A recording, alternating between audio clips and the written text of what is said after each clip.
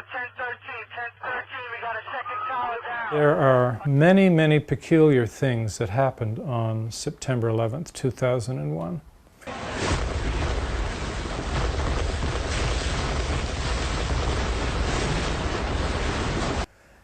And I became uncomfortably aware of these over the years. I didn't take a lot of time to sit down and put them all together, but I filed them away and finally was challenged somewhere in late 2005 by an American political dissident to look into this more seriously, this business of 9/11. So I did. I began reading about it more carefully. Let's begin with the collapse of the towers. So when that south tower fell down, 56 minutes after it was hit, as I began reading, I realized that, in a sense, those towers didn't fall down. If they had fallen down in any of the senses that we're familiar with, it wouldn't have seemed so peculiar.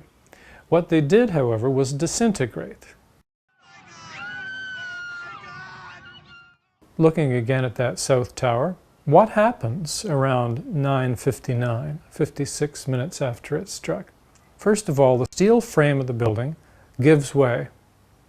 Suddenly, symmetrically, and completely.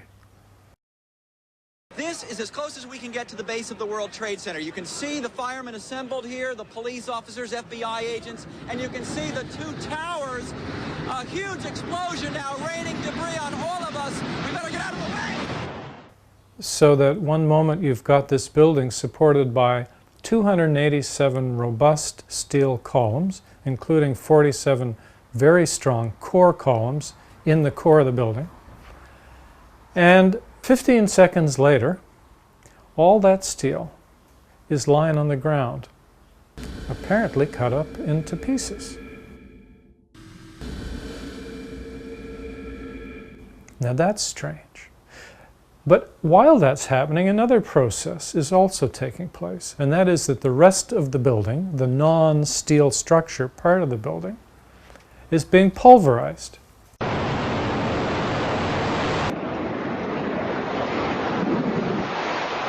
I hope I live. It's coming down on me. Here it comes. I'm getting behind a car. I'm not just falling to the ground. Office furniture, glass, computers, not to mention all these bodies. That over 1,000 human beings have never been identified. Their remains have never been discovered in those buildings. So all of this is being turned into fine gravel and even finer powder. And this isn't happening when the building hits the ground. We would expect that. It's 110 stories, it's going to hit the ground very hard. But it's happening starting at the very top of the building.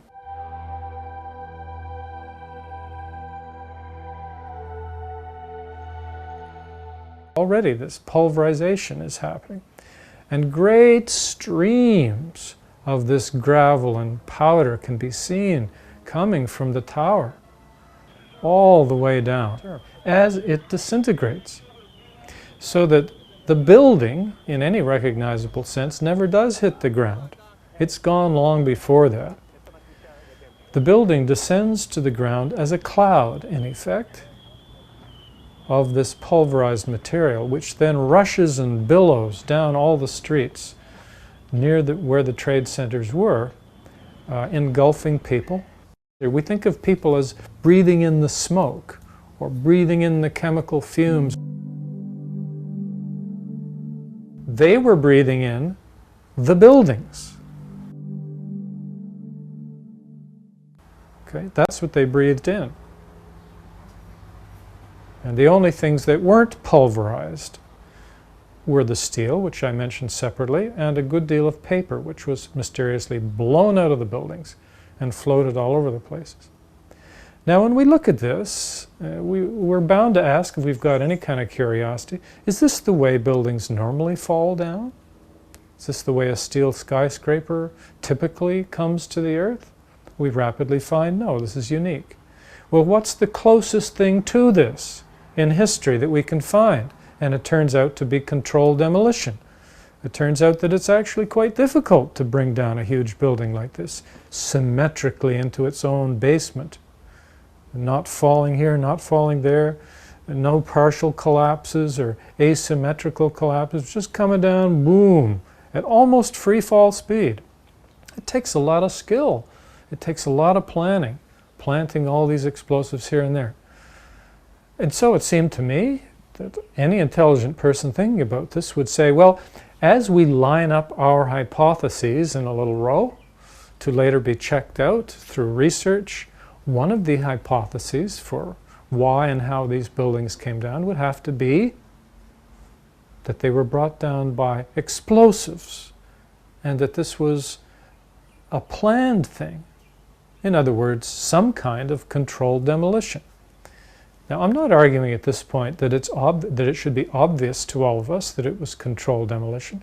I'm making a much more modest, completely rational claim that as we investigate such collapses, one of the hypotheses we would look at would be planted explosives.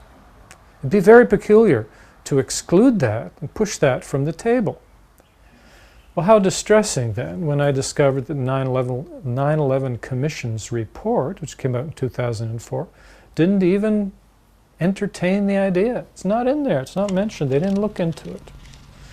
They essentially started there, as far as I can tell, the Commission accepted the FBI's finding that there were 19 Arab hijackers, that they had rammed their planes in the buildings, and the buildings came down because of plane impact, burning jet fuel, and that's it, folks. So in a very strange way, the Commission had accepted the who did it and how they did it. Then the NIST report comes out in 2005. This is the National Institute for Standards and Technology in the United States. And again, they don't seriously consider controlled demolition. It's not even mentioned in the first draft of the final report. Because of complaints from people, they then throw in a couple of token sentences in the final version saying, we found no evidence of controlled demolition. Well, folks, if you don't look, you don't find. And there's no indication that they seriously looked at this hypothesis. Once again, this group of scientists seem to have accepted at the outset that they knew who did it and they knew how they did it, that their job was simply to fill in the blanks. Their explanation is extremely unconvincing. We got another explosion on the tower, 1013, 1013, we got a second tower down. Who's involved in the secondary explosion at Tower 1? There's nothing kooky or far out or exotic or irrational about wanting to include a controlled demolition hypothesis in our group of hypotheses as we begin trying to figure out why these buildings disintegrated. Thomas Von Essen, then the fire commissioner for the city of New York, decided to have the firefighters and EMT people who were on the scene on the day, to have them interviewed and to allow them a fair bit of scope in saying what they did and what happened to them on that day. He was afraid that memories would be distorted over time and that people would actually forget the crucial impressions and ideas they had on that day. And I think it was extremely prophetic of him to set up these interviews. He had about 503 people interviewed quite soon after the event. These interviews ranged from about a month after the event, early to mid-October 2001, into 2002. So they're pretty close to the event. Altogether, they comprise about 12,000 pages. There's a lot of material. And remember, these are all people who were present on the scene. Now, I was stunned when I found out in February of 2006 that this material existed and that it was largely being ignored by people. Imagine you have a massive crime and you ignore the eyewitnesses who were there. It's just a stunning notion. Now, I found out about the material through an article by David Ray Griffin,